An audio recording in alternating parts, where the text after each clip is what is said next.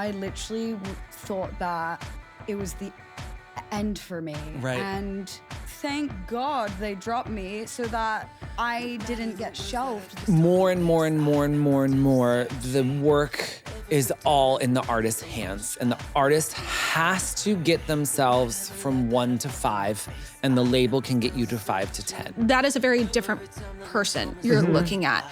And I think without this journey that they've been on, there wouldn't have been an opportunity for them to develop themselves into who they truly are. Working with an emerging artist is 20,000 times harder. They weren't in a scarcity mindset where they were like, I need an artist or I need a manager, and if I don't get one now, like, I'm gonna lose opportunity. Yeah. This version of myself that got signed, I was young, I was figuring myself out. This actually wasn't even who I was. I ripped my skirt because ass too fat.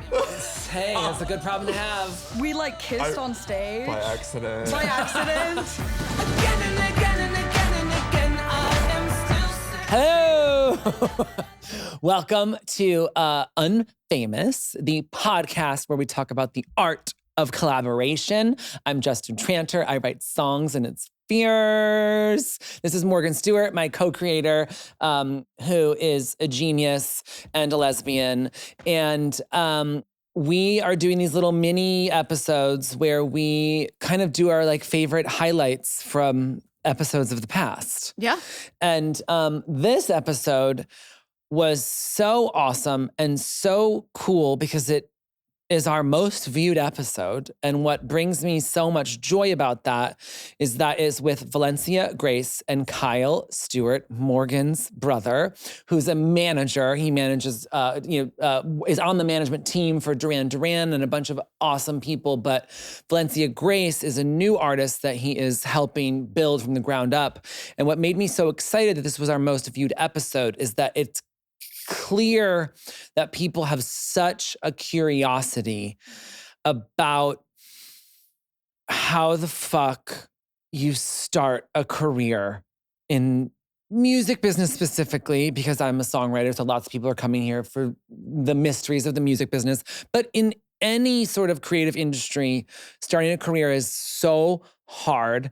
And Valencia had some crazy viral moments a couple years ago, and then you can't plan virality, so it slowed down. So she got dropped from her record deal. And so to see that just a story about someone who is not a household name yet, that is just awesome and fighting the good fight, to see that that did so well, made me really proud of us. Yeah, absolutely. And I love their dynamic because they do have an actual friendship. Kyle is like truly a fan of Valencia's work, which is super important. For a manager to be an actual fan. Especially when you're trying to build an artist while they're trying to figure out what their creative identity is, what, like honing in on their sound. And so, yeah, this first clip really talks about how Kyle as a manager is working to expand Valencia's vision. Yeah, I mean, we met for like a period of a few months before we like made it official. Oh, that's smart. No, Yeah. that was amazing. Something that I really appreciated about them was because I had gone through like some teams before, it was very important to me not to rush it. And they just completely gave me grace to date. Slow burn relationship. Yeah. But it was last summer that we started talking about it, and she came with like you came with a set list of what it was. A list of songs rather. And And she just kind of gave it to me and was just like, what do you think? And I said, well, just let me listen through the whole thing and just give me a second. Yeah. And he went, I have the set list. Here's the order. She let me tweak it so hardcore, and I just said, I think this is what you should do, but like take this, do whatever you want with it. And then you just kind of like immediately were like, yeah. It was Kyle. So I'm such a believer of allowing space for the people that I work with and collaborate with, because like, you're really good at your job. I'm gonna do my job and I'll let you do yours, and we can, like lift each other up that way. So I kind of was like, here's the songs that I envisioned me playing. Yeah. And then he came up with the whole concept of it being like different acts. And that then inspired me so, oh God, I could go on. Like, even about like, I'm thinking about album stuff or even future albums, like projects, like even him telling me or asking me, like, what do you want your mic to look like? I didn't even know that I could like decorate my mic. She is one of those people that what else is she gonna do in this world besides be a pop star? No, it's life or death. It's life or death. And to have, the manager is the trickiest thing for a musician, artist, whatever you want to call it. Because management is normally a label, right? It's like, okay, you start as somebody's assistant and then you're a coordinator and you grow inside of the label and you learn the system. Now, Kyle, your brother, does work for a very experienced longtime manager and is growing through knowledge and mentorship and blah, blah, blah. Yeah. A lot of managers in this world are just like, oh, I'm a manager now.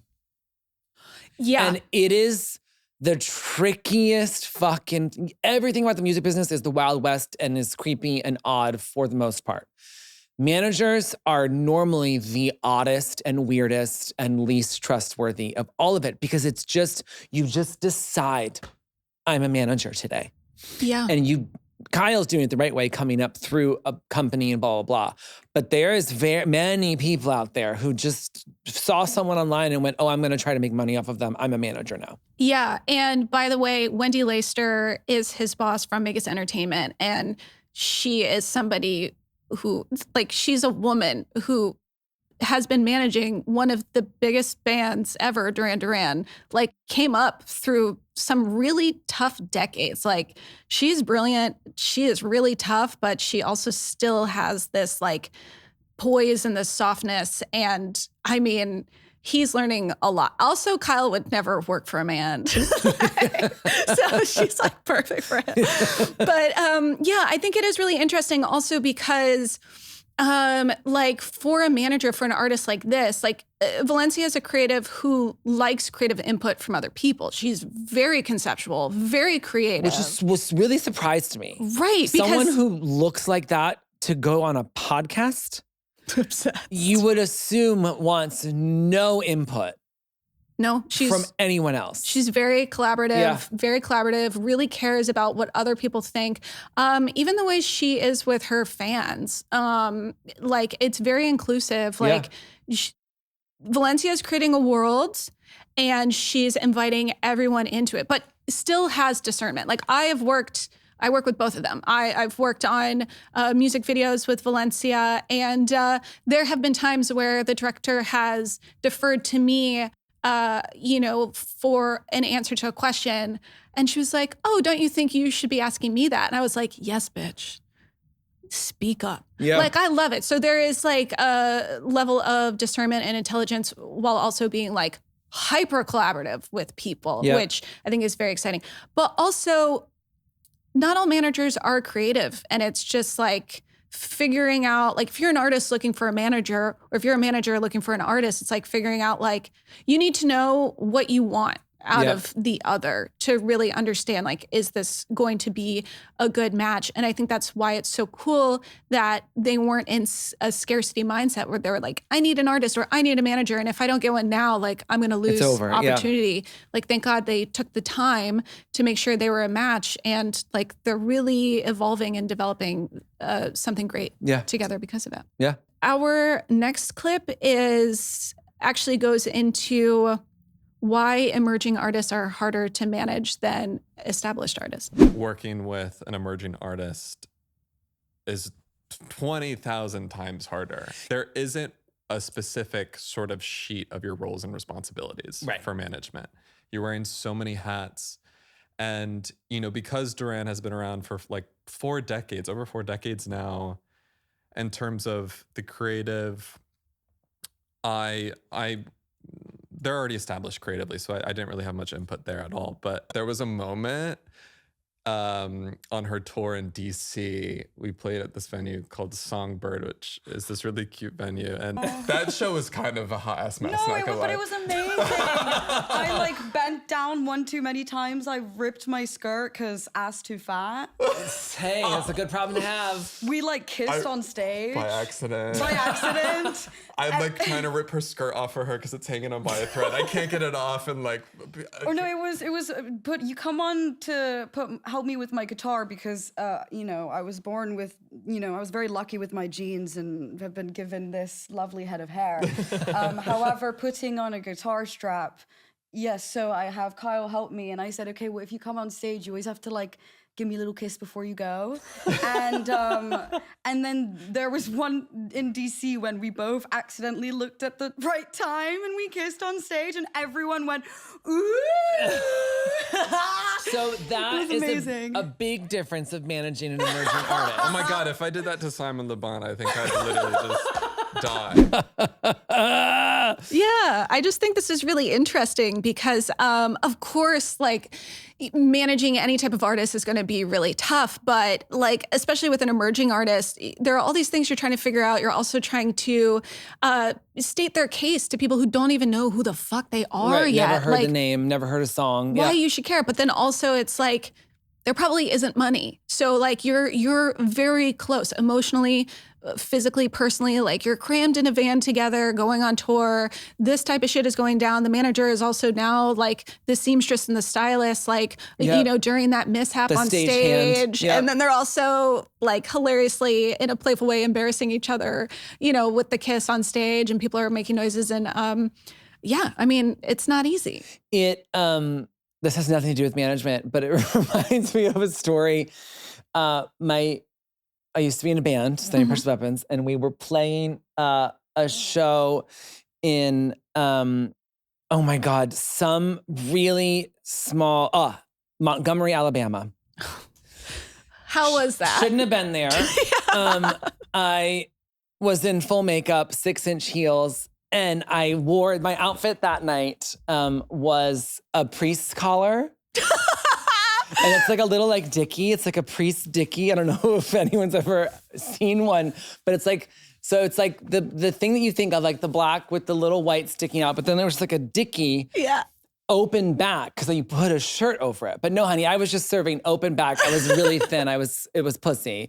And black tights and stripper boots, like 6-inch heels, but like boots that were like lime green that I like splattered with purple paint. Love. And there was these people in the front row, not because they liked the band, because they were harassing me. And they kept just screaming through the entire set, like fat pussy, blah, blah, blah, blah, blah, blah, all these things. And I finally just like stopped the band. And I said, if you keep talking, I'm going to put this heel through your eye. And they didn't believe me, and they kept talking. And I decided before I blind them, I'll just assault them. So I literally just like put the mic close to their face and smacked one of them as hard as possible. And the entire audience, of course, started applauding. And I said, I may look like a pussy, but I fight like a cunt. And then the entire place erupted. And it was one of the most glorious moments of my entire career, even though the entire place erupting, I think maximum capacity at this venue was like 100 people. Oh my God. So you dumb-topped the Bible Belt in a priest dickie and stiletto knee-high boots. Isn't that amazing? Oh, God. Yeah. That is the... And that's how you learn how to survive executives. Yeah. Fuck yes. Our next clip... has to do with that. I mean, yeah, it's dealing with executives and great. getting dropped. Oh, there you go. And getting free. Yeah. I remember like brainstorming ways of how I could call like the president of the label to like convince him that it would be worth keeping me on. Like I was not okay. I literally thought that it was the end for me. Right. And I mean, maybe that's dramatic, but I wasn't happy, obviously, because I was, I was losing. Who was gonna pay for my shit? Yeah. Right. Period. So I'm like, damn, I'm gonna be like real poor after this.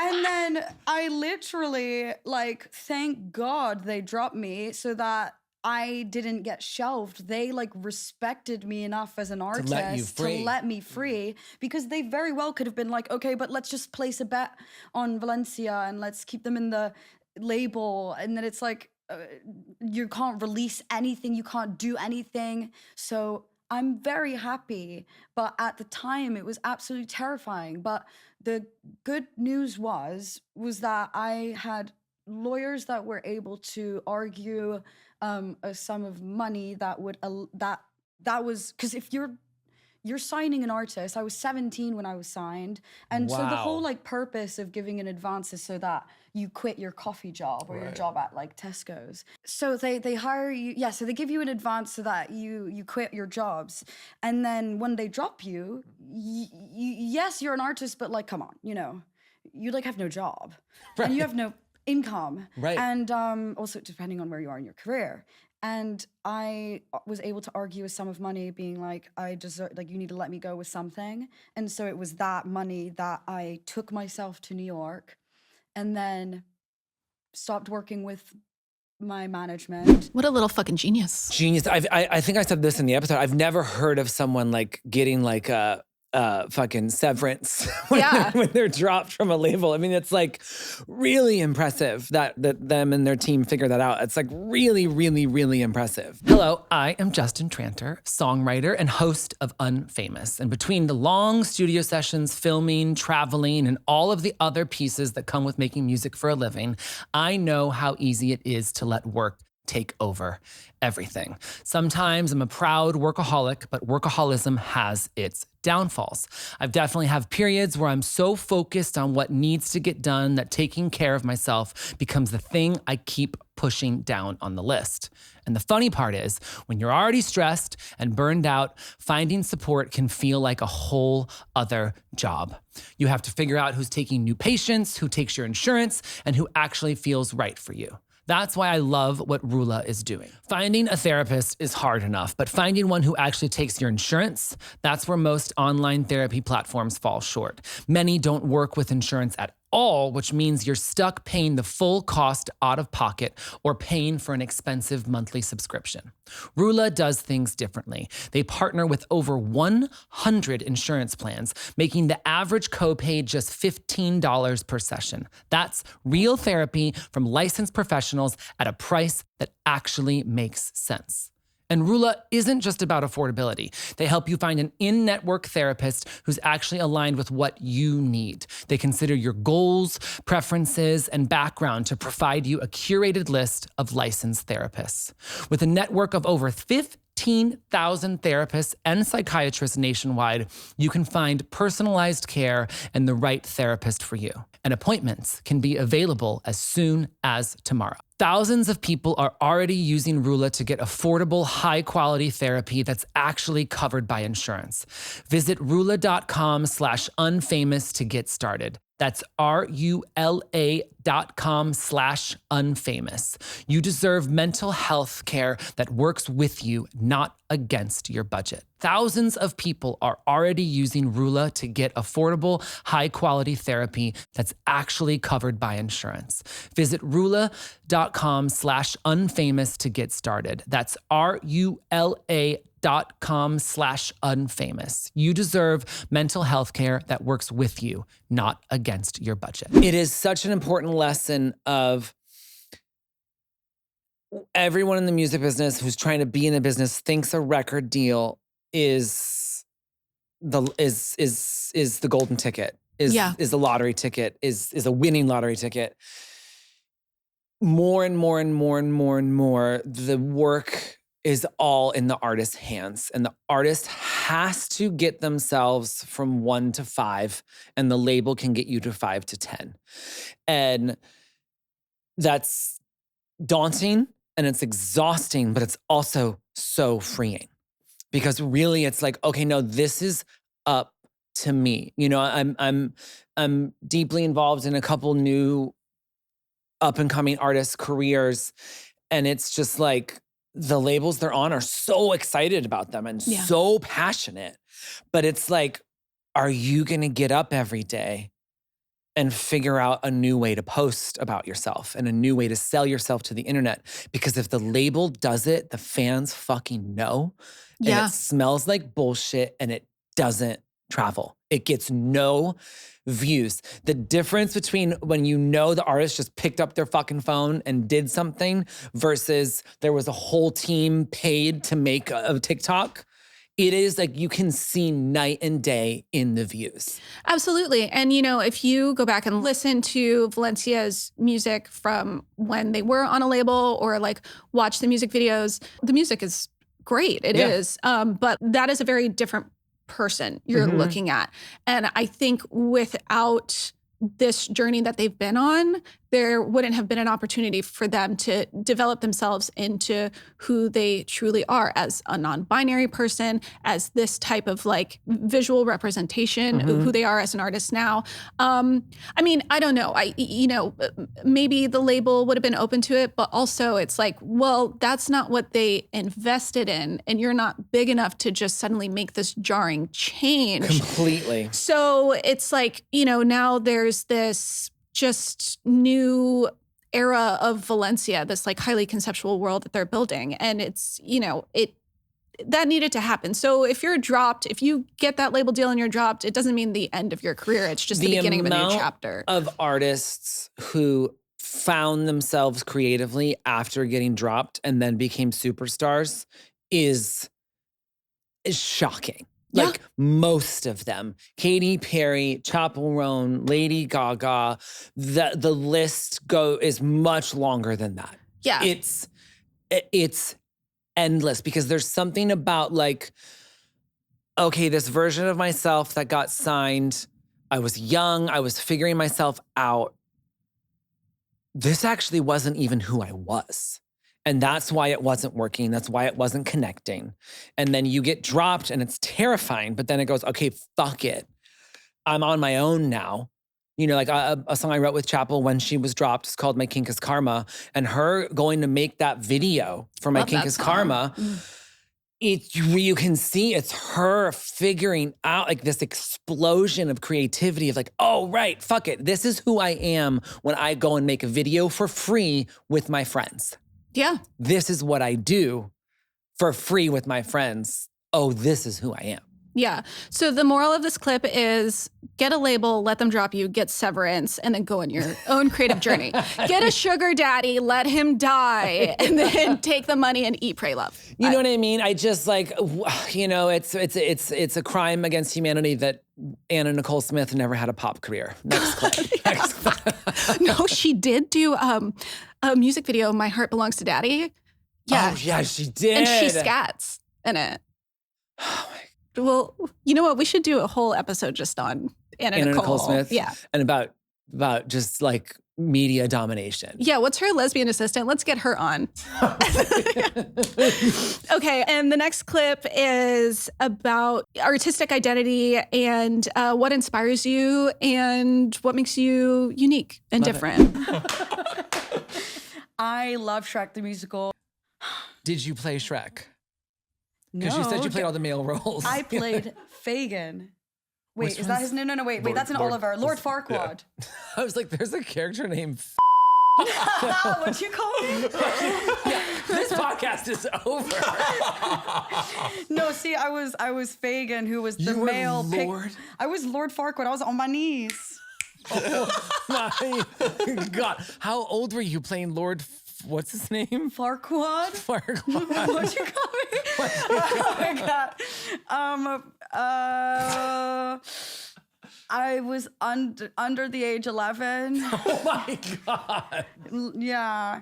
It's just like... Is he the one with like the weird Yes, wig? the fuck ass he's like, Bob. Love. what a present surprise.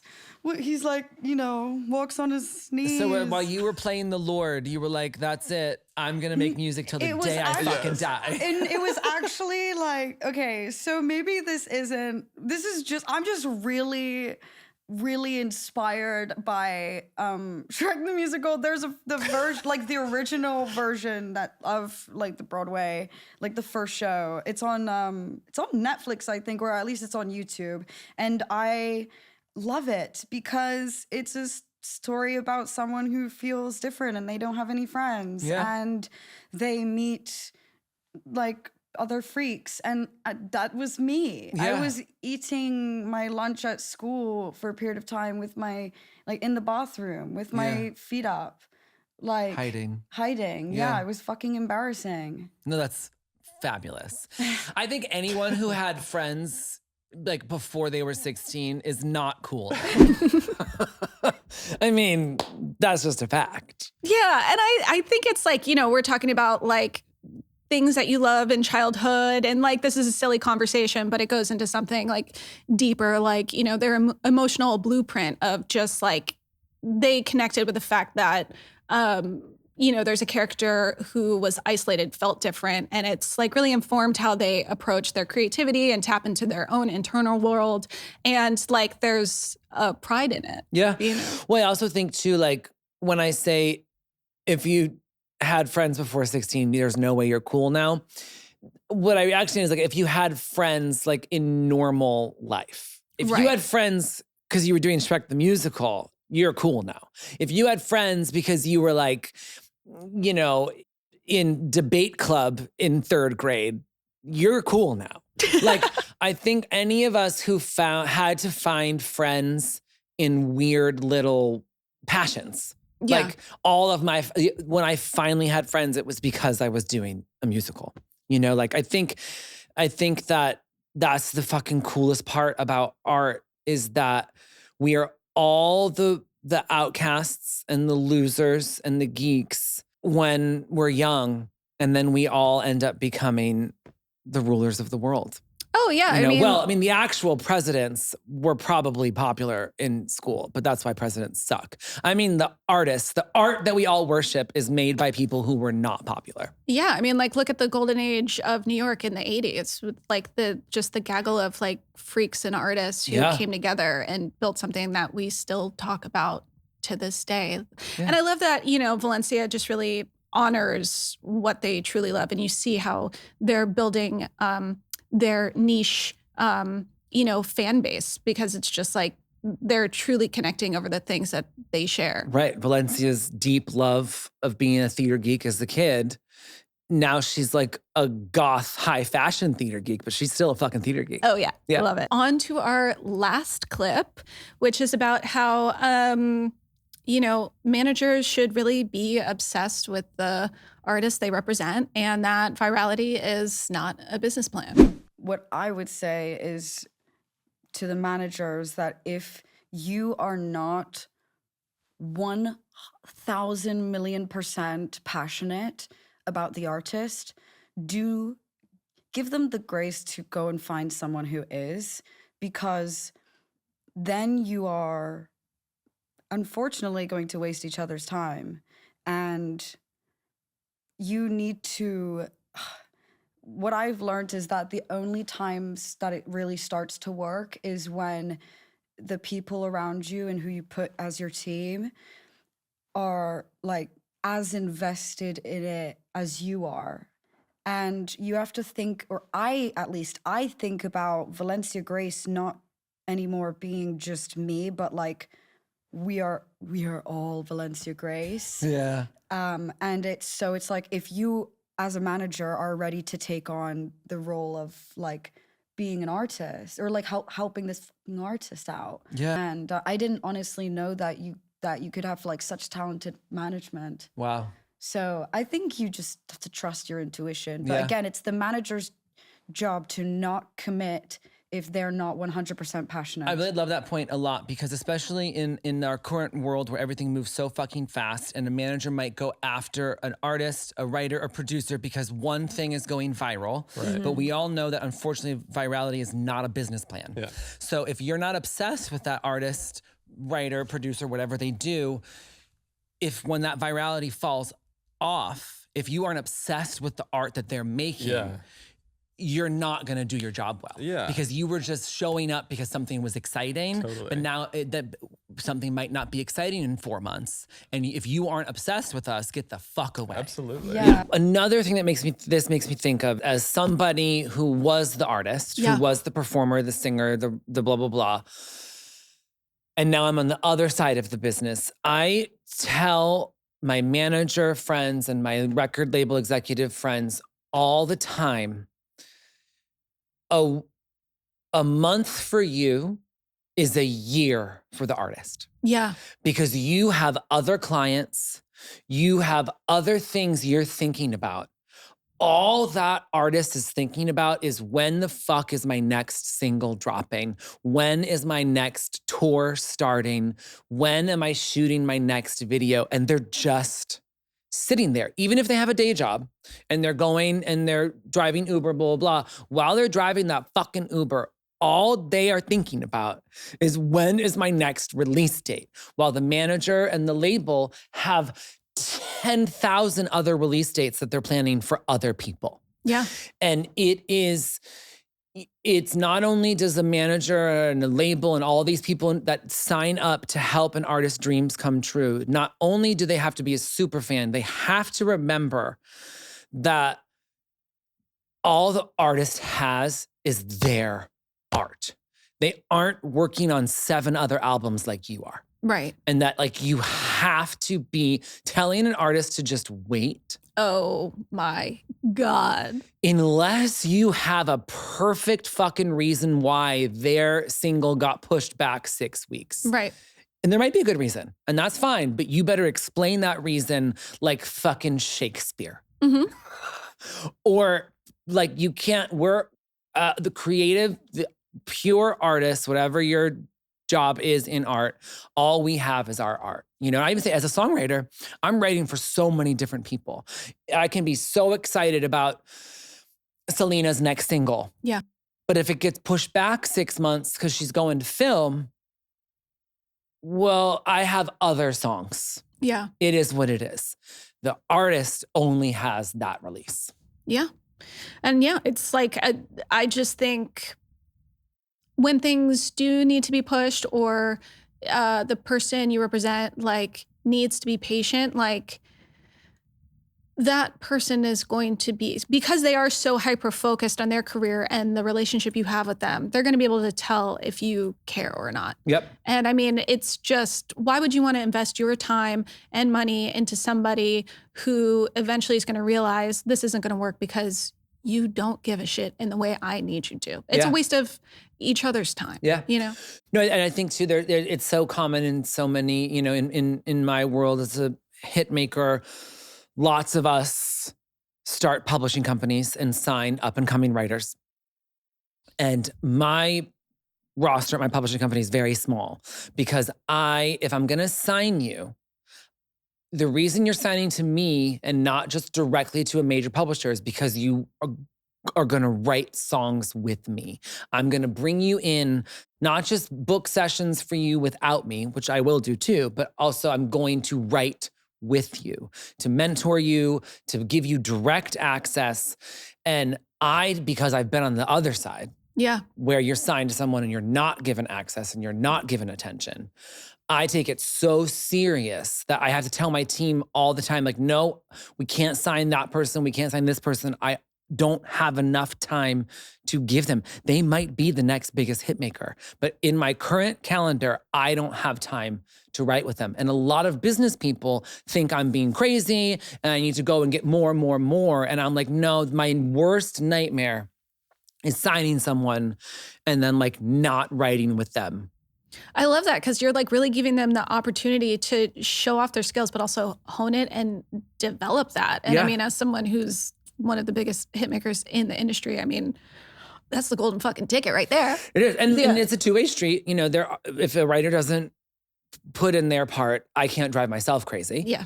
But I will drive myself crazy for you if you're driving yourself crazy for you as well. Yes. Love that passion. We can go crazy together. Yeah. Yeah. Let's go fucking crazy. Okay. Anyways, that's it.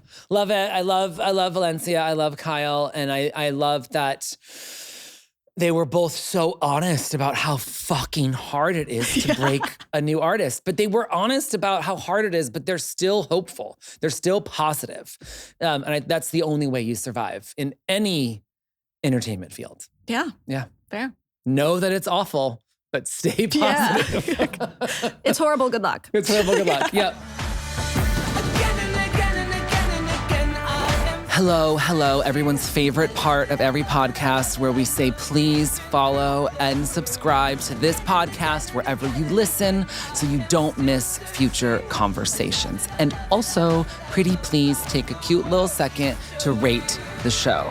It's one of the biggest ways you can support us. See you next Wednesday.